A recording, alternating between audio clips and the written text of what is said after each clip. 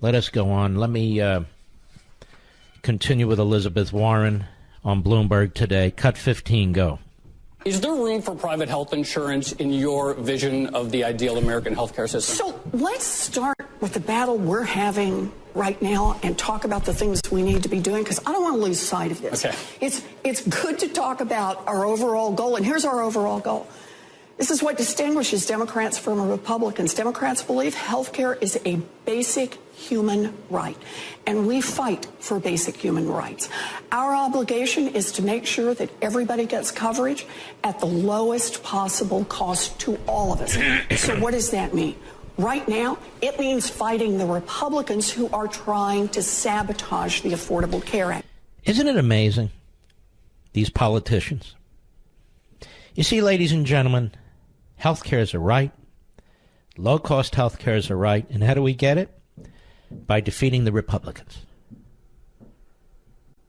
This is just insanity. I'd like her to tell us exactly what her plan is. Obama lied through his teeth to us. You know, over there at CNN, they had Senator Kennedy from Louisiana on, and he was berated by one of the hosts because Senator Kennedy said the shutdown wasn't really all that bad, and she said people are rationing their asthma medicine.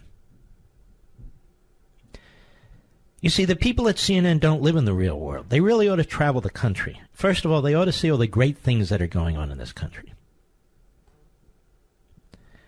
All the great things that are going on in this country. But they should also see that when people are laid off, that it is difficult. But most people, when they're laid off, they don't get reimbursed for the time that they were laid off. They don't go back to their job. Their pension doesn't continue. And that's simply not the case in the government. It's simply not the case in the government. And I have to say, if you work for the government and you're in the government and you can't put away a month or 2 months worth of money for you and your family, I don't understand why that's my responsibility, Mr. Producer. Do you? Why are all the bad decisions of other people the responsibility of the public? I have no say in how people are handling their money, what kind of cars they buy, what kind of homes they purchase, whether they can afford them or not, how many TVs people have in their home, whether they take an extravagant vacation or have an extravagant anniversary party, or whatever it is, whatever people do in their lives. All I hear is people had to ration their asthma medicine. Over a 1 month period, they had to ration their asthma medicine, and they work for the government? There's no excuse for that. That's not my responsibility.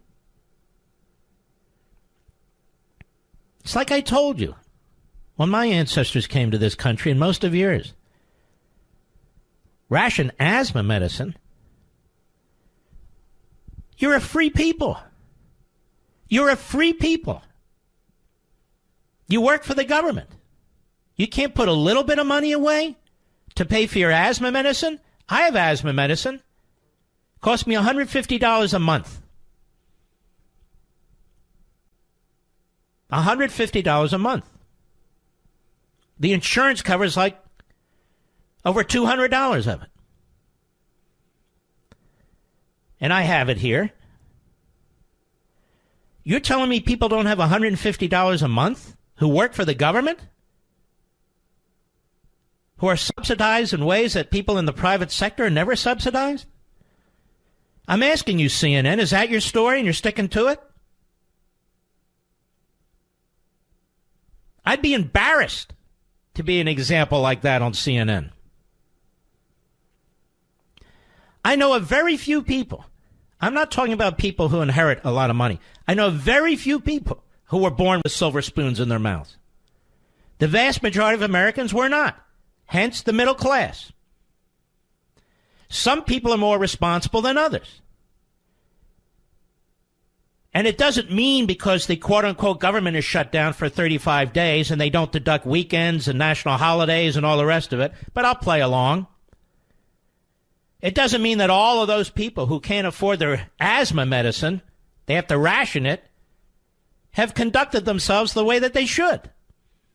Now, I have told you, and it is true, that pharmaceutical companies have programs, every one of them. If you can show you're impoverished, if you can show you cannot afford the medicine, you fill out a form, you have a doctor sign the form, it is sent in, and they act within a week or 10 days. They act quickly. These programs exist. We have those programs in the private sector. We have Medicaid, which is a massive poverty program. All kinds of programs. And yet, none of it apparently works. $22 trillion in fiscal operating debt, $250 trillion in unfunded liabilities, and we're told we don't have enough equality. Rich people don't pay enough in taxes. People are rationing their asthma medicine. You got to keep the government open at all costs. You got to fund the bureaucracy at all costs. Private sector is not treated this way. All these politicians do is beat up on the private sector. They pick us off one industry at a time. And unfortunately, too many of us are on the sidelines celebrating and cheering. They went after the oil companies before. Get them, they're ripping us off. They go after the insurance companies. Get them, they're ripping us off. What's next? I'll tell you what's next, the drug companies. Yeah, get them, they're ripping us off. Everybody's ripping us off. Meanwhile, I pay more in taxes. And most of you do. If you really look at it, where you have sales taxes, state income taxes. Some of you have local income taxes, property taxes, federal income taxes, capital gains taxes, death taxes. It never ends. And what the hell do you get for it? The government doesn't feed you. The government doesn't heat your home. The government doesn't provide you with air conditioning. Oh, they have these things, but you know what I mean. The government. They didn't make that dishwasher, that washing machine, and that dryer. They didn't make your automobile. They didn't make the gas that goes into your automobile. They didn't put a roof over your head. Meanwhile, what are we going to do? We want them to do more and more and more. For what? The government creates poverty. It creates economic dislocation. I'll give you a perfect example. You may not remember this, but there was a big debate about this during the Obama administration. This is a piece I've been meaning to get to anyway from the Free Beacon, another great website. Study. Anti-franchise rules killed 375,000 jobs since 2014. 375,000 private sector jobs that this CNN host could give a damn about. She could give a damn about all those people and their asthma medicine and so forth and so on. An industry study found that the Obama administration's crackdown on franchising has cut hundreds of thousands of job openings and dealt a $33.3 billion blow to the economy each year dating back to 2015. This is what the left does. A report put out by the International Franchise Association and a Chamber of Commerce found that the Obama administration provoked an existential threat to the franchise model in which small business owners, and that's what they are, operate under the umbrella of a national corporate brand. The Obama administration departed from decades of precedent when the National Labor Relations Communist Board held that parent companies could be held liable for labor violations committed by franchisees. The report estimated that the new joint employer standard set curtailed expansion in the industry, leading to between 142,000 and 376,000 lost job opportunities, a 2.5% to 5% reduction in the workforce.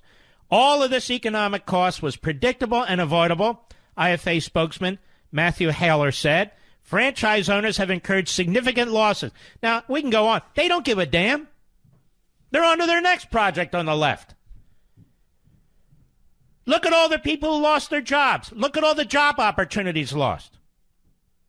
They don't care. The private sector is not treated like politicians making claims about more government and more programs and what they're going to do for you. These are snake oil salesmen. I'll be right back. Mark